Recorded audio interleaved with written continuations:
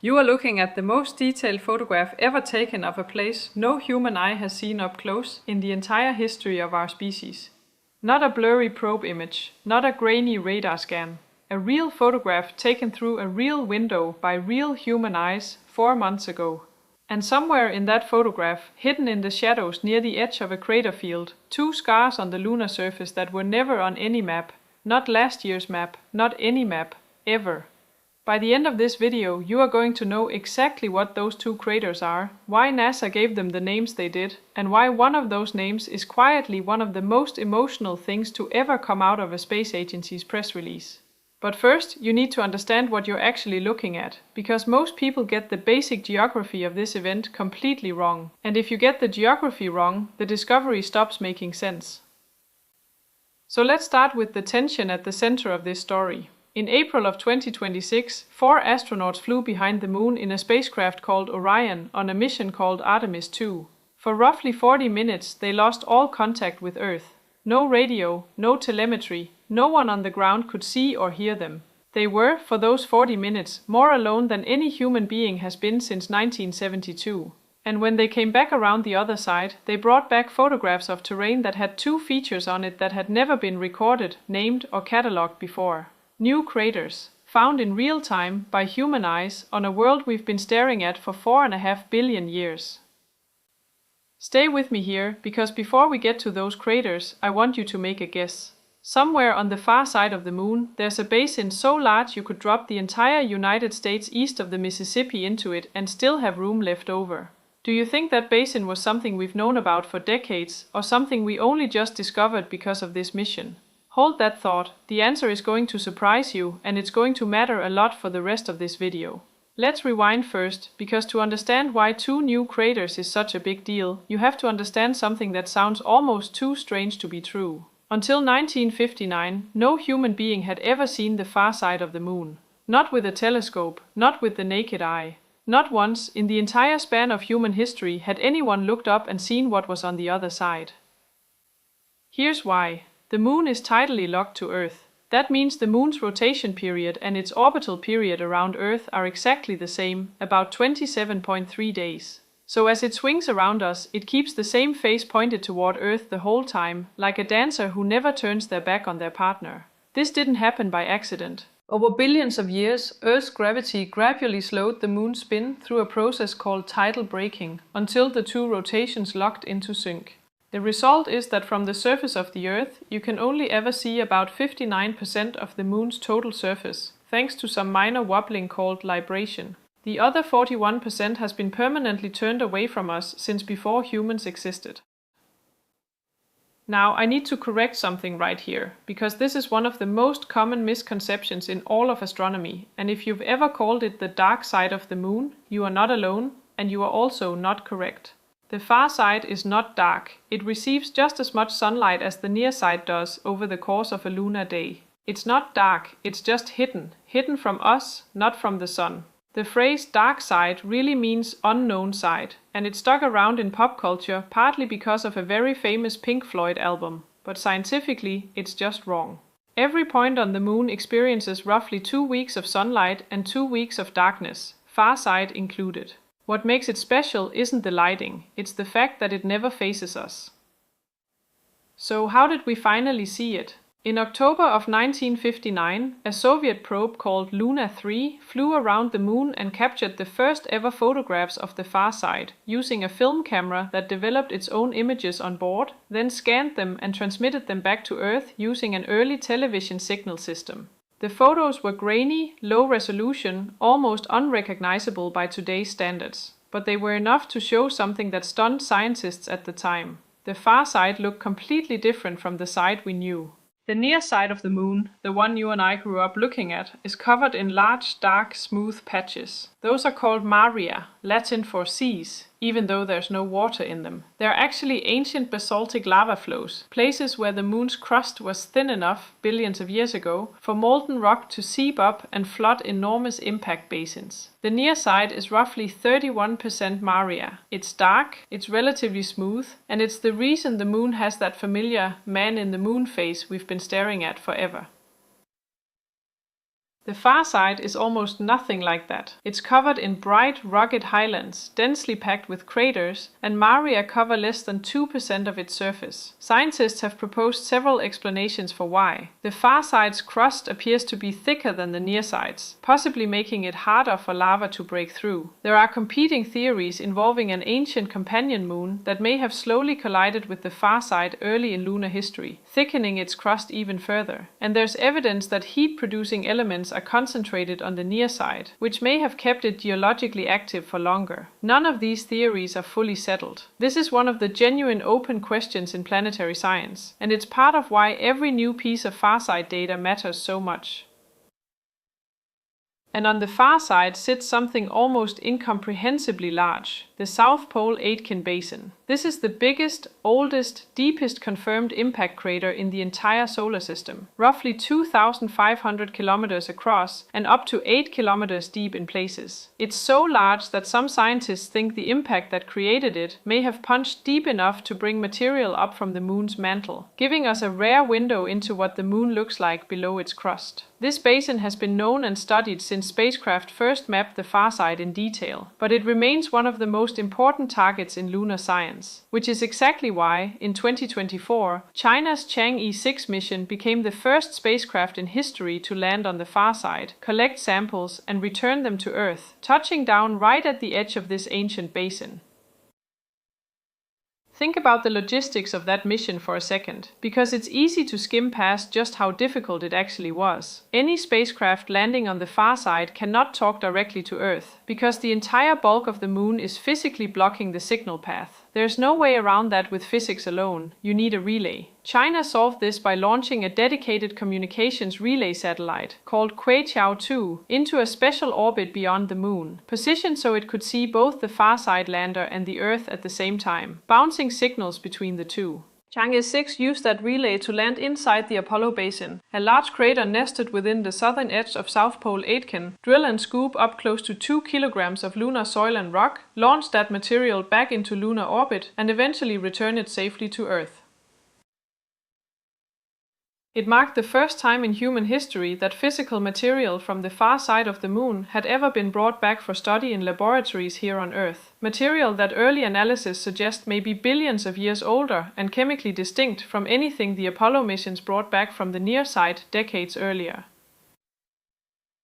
That mission is a big part of why NASA has been so focused on the far side too, and it connects directly to a program called Commercial Lunar Payload Services, or CLPS, where NASA contracts private companies to deliver agency instruments to the lunar surface instead of building and launching everything in-house.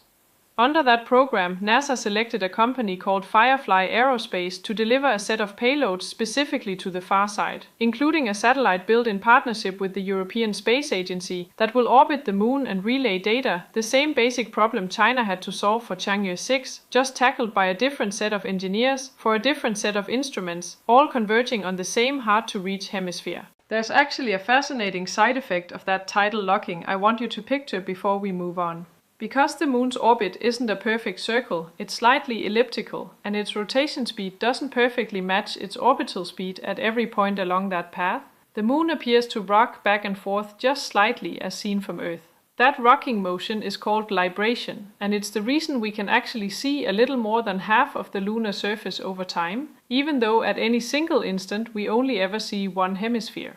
Astronomers watching patiently over weeks and months can catch thin slivers of the far side peeking around the edges, a few extra degrees here, a few extra degrees there. It's not much, it never adds up to anything close to a full view, but it's a reminder that even something as seemingly fixed and permanent as the side of the moon we can see is actually a little more dynamic than most people assume. Now picture the difference between that kind of sliver-by-sliver glimpse, stretched out over centuries of careful observation, and what the Artemis 2 crew got. An entire, uninterrupted, high-resolution view, all at once, from a spacecraft moving fast enough to circle the moon and come home in about 10 days total. That contrast is exactly why this flyby matters so much to planetary scientists, even though, technically, orbital cameras had already mapped most of this terrain before. Let's also talk for a second about what actually makes a crater in the first place, because it matters for understanding what these two new features actually are. A crater forms when an object, usually an asteroid or a comet fragment, slams into a solid surface at enormous velocity, often tens of thousands of kilometers per hour. On impact, the kinetic energy of that collision converts almost instantly into heat and shockwave energy, vaporizing and pulverizing rock, excavating a bowl-shaped depression, and throwing debris, called ejecta, outward in a radial pattern. On a world like the Moon, which has no atmosphere to burn up incoming debris and no active plate tectonics or weather to erode the resulting scars away, craters essentially last forever, frozen in place the moment they form. That's actually part of why the Moon is such a valuable object of study in the first place. Earth has been hit just as often over its history, arguably more often given its larger size and gravity, but wind, water, and shifting continents have erased almost all the evidence. The Moon keeps the receipts. Every crater on its surface, from the microscopic pits to the two newly named ones we're talking about today, to the South Pole Aitken Basin itself, is a permanent record of a specific violent event, frozen at the exact moment it happened, sometimes billions of years ago. So that's the stage. A hemisphere hidden for all of human history until 1959. A landscape more rugged, more cratered, and geologically stranger than the side we know. A basin the size of a continent that we are still trying to fully understand. And now, in 2026, humans went back with their own eyes, closer than anyone has gotten since the Apollo program, and they found something new. Here's the part where the story gets personal. Artemis 2 launched from Kennedy Space Center on April 1, 2026, carrying 4 astronauts. Mission Commander Reed Wiseman, pilot Victor Glover, and mission specialists Christina Cook and Jeremy Hansen, the latter representing the Canadian Space Agency. This was not a landing mission. Nobody set foot on the Moon during Artemis 2. This was a test flight, humanity's first crewed journey beyond low Earth orbit since 1972, designed to prove that the Orion spacecraft and its systems could safely carry a crew around the Moon and back, laying the groundwork for an eventual landing on Artemis 3.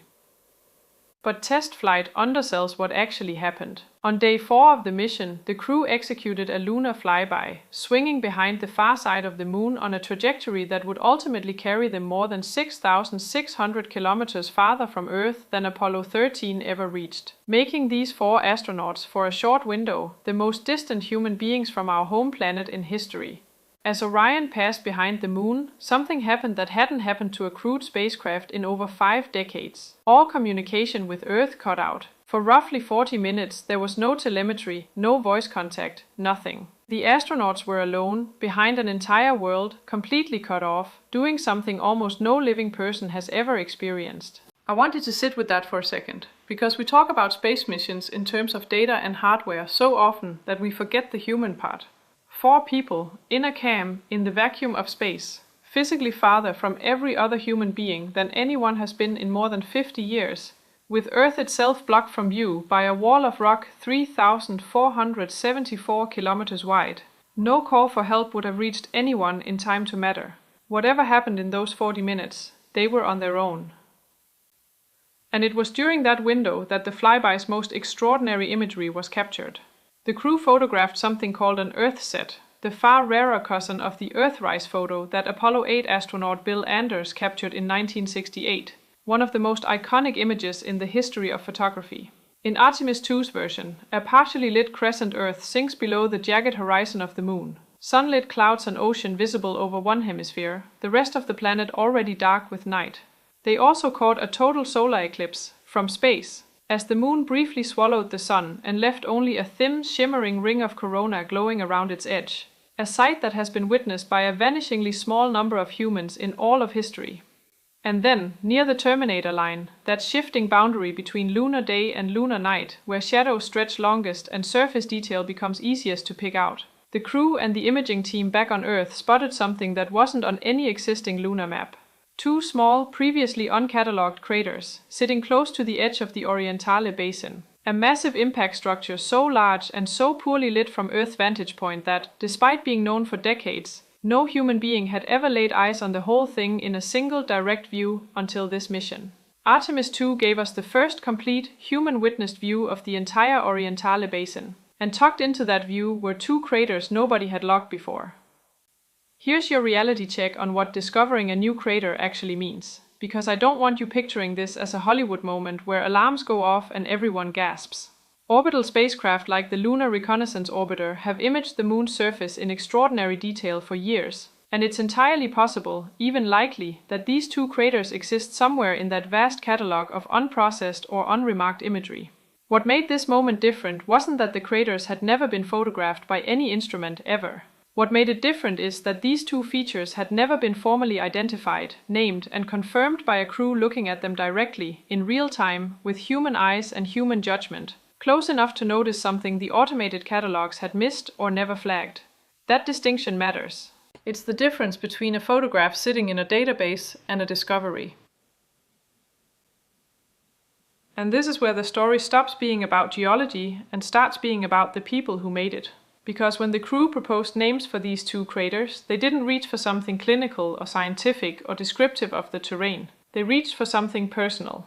The first crater they named Integrity. That's the official call sign of the Orion crew capsule itself, the vessel that carried them safely around the moon and back into the blackout and out the other side. It's a fitting, mission-appropriate name, the kind you'd expect. The second crater they named Carroll, in honor of Reed Wiseman's late wife. Think about that for a moment. Somewhere on the far side of the moon, a place permanently hidden from Earth, invisible to human eyes for the entirety of history until 1959, there is now a crater carrying the name of someone's wife, placed there by her own husband at the exact moment he became one of the most distant humans from Earth in 50 years. That's not a footnote in a science story. That's one of the most human things that has ever happened in the history of space exploration. And it happened almost by accident, tucked into the edge of a routine imaging pass during a test flight. That's the emotional core of this story, but I promised you evidence, not just sentiment. So let's talk about why this flyby matters beyond the names on the map. First, this was the first time in human history that a crewed mission has provided a complete, direct human view of the Orientale Basin. Orientale is one of the youngest and best preserved large impact basins on the Moon, roughly 930 kilometers across, with a series of concentric mountain rings radiating outward from its center like ripples frozen in stone. It's poorly placed for Earth-based viewing, sitting right on the western edge of the near side, tilted just enough away from us that from the ground we only ever catch a sliver of it. Artemis 2's trajectory gave the crew, and by extension all of us, the first complete look at this entire structure in one continuous view. That's not a small thing.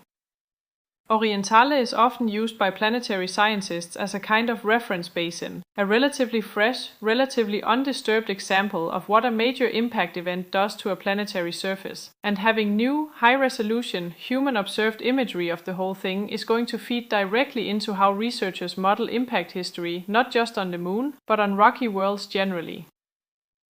Second, finding previously unflagged craters near the Terminator during a crewed pass tells mission planners something valuable about what human observers can catch that automated systems sometimes miss. Robotic orbiters process enormous amounts of data, but they're working from pre-programmed instructions, looking for specific signatures, specific lighting conditions, specific features. A trained human eye, looking at a live, real-time view with context and intuition, can sometimes catch something anomalous that an algorithm scans right past. This is actually a big part of the argument NASA has made for keeping humans in the loop for exploration, rather than relying entirely on robotic missions. It's not that humans are better at data collection, it's that humans are better at noticing when something doesn't fit the pattern. And third, and this is the part that connects directly to where lunar exploration is heading next, the far side of the Moon isn't just scientifically interesting because of what's on its surface. It's strategically valuable because of what isn't there. Earth is an extraordinarily noisy planet, radio-wise. Every television broadcast, every cell tower, every radar system, every satellite transmission adds to a constant electromagnetic hum that makes certain kinds of astronomy essentially impossible from Earth's surface or from orbit around it. But the far side of the Moon is permanently shielded from all of that noise by 3,474 kilometers of solid rock. It is, by a wide margin, one of the quietest radio environments anywhere in the inner solar system. That's exactly why NASA selected a private company, Firefly Aerospace, to deliver payloads to the far side, including a communications and data relay satellite, developed in partnership with the European Space Agency. as part of the agency's commercial Lunar Payload Services program. Scientists want to use that silence to listen for extremely faint, extremely low-frequency radio signals from the early universe. Signals so weak and so easily drowned out that Earth's radio noise makes them almost impossible to detect any other way. Some of those signals are thought to originate from what astronomers call the cosmic dark ages, the period after the Big Bang but before the first stars ignited, a stretch of the universe's history we currently have almost no direct observational data on at all. A working radio observatory on the far side of the Moon could, in theory, let us listen to an era of the universe that has been completely invisible to every telescope ever built on or near Earth. The far side isn't just a place we're finally seeing. It's about to become one of the most important listening posts humanity has ever built, and possibly the only place in the inner solar system quiet enough to hear that far back in time.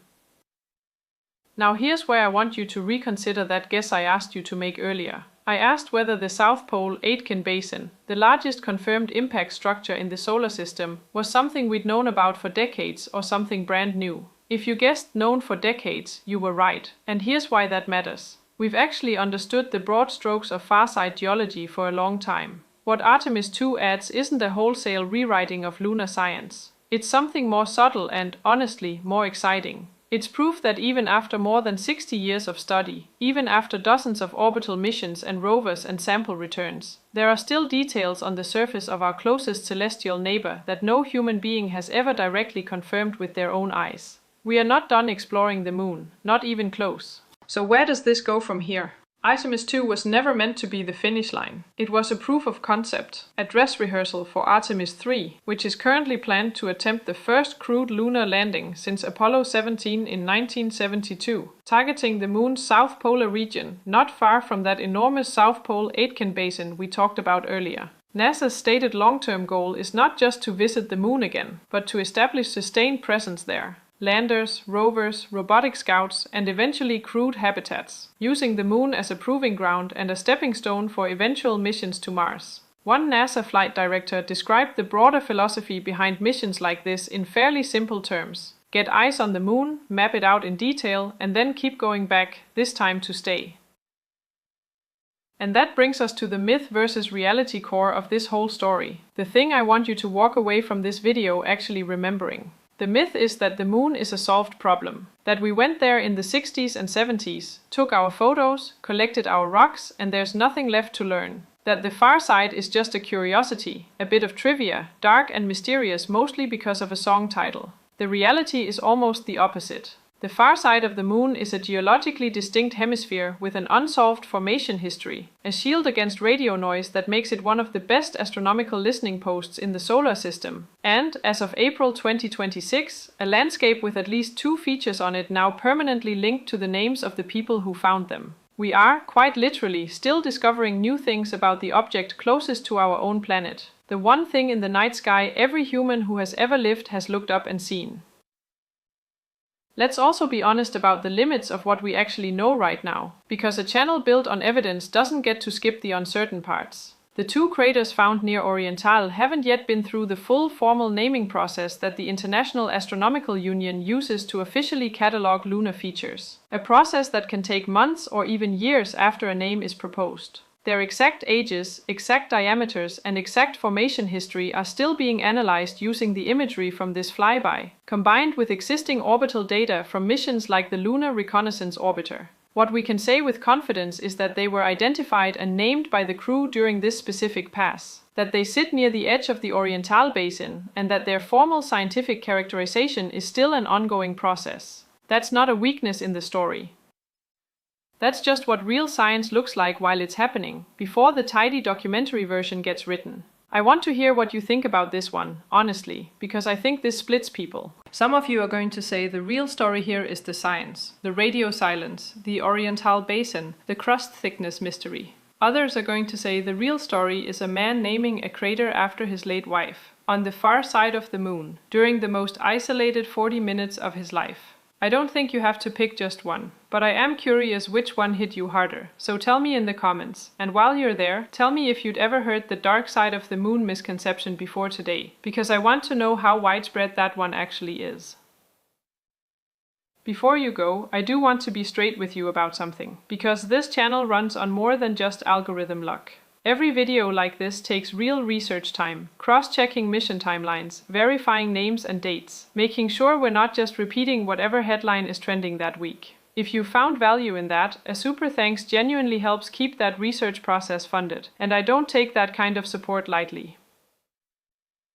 Here's your cliffhanger for next time, and I want you to sit with this one, because it connects directly to everything we just covered. NASA has already announced that the crewed landing site for Artemis 3 sits near the Moon's south pole, close enough to the South Pole Aitken Basin that mission planners have specifically flagged the region for its potential to expose material from deep inside the Moon. Material that may be older than almost anything else on the lunar surface, possibly dating back to the earliest days after the Moon itself formed. Which means the next time humans walk on the Moon, they might be standing on some of the oldest rock in the entire solar system. Rock that could rewrite what we think we know about how the Moon, and possibly even the early Earth, came to exist. What happens when we actually get there, and what those rocks turn out to say? That's the file I'm opening next. I'll see you in that one.